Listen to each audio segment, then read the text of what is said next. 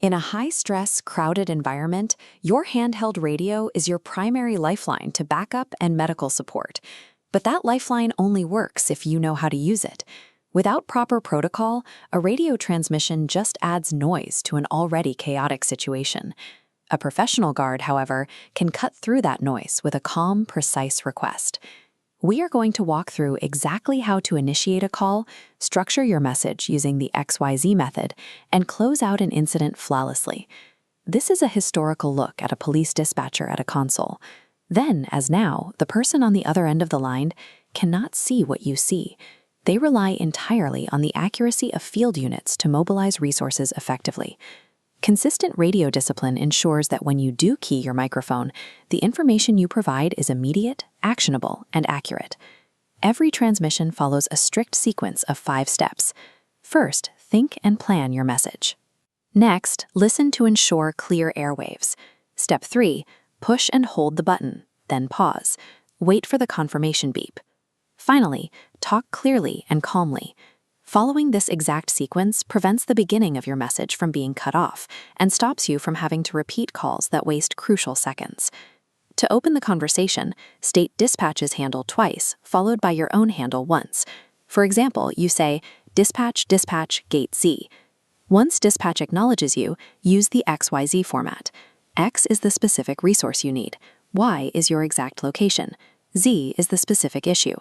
Using the XYZ communication format guarantees that dispatch receives maximum actionable intelligence in the absolute minimum amount of airtime. Because radio airwaves are often open and can be overheard by the public, you have a strict requirement to filter the language you broadcast.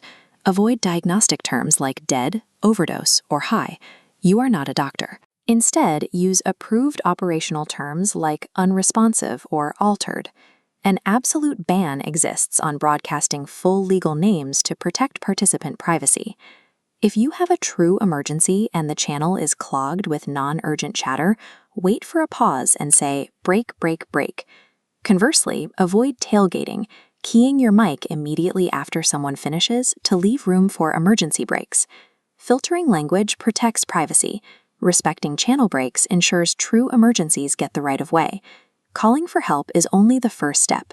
A complete dispatch cycle has 3 distinct calls, starting with your XYZ resource request. The second call happens the moment your requested resource arrives on scene. You must immediately notify dispatch that they are there.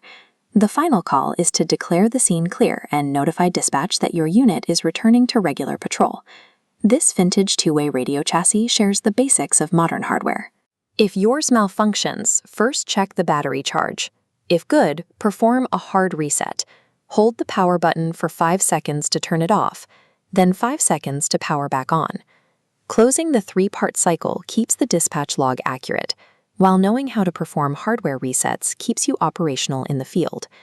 You now have the fundamental skills to initiate, manage, and close out a professional radio transmission without errors. There is one absolute final rule of patrol.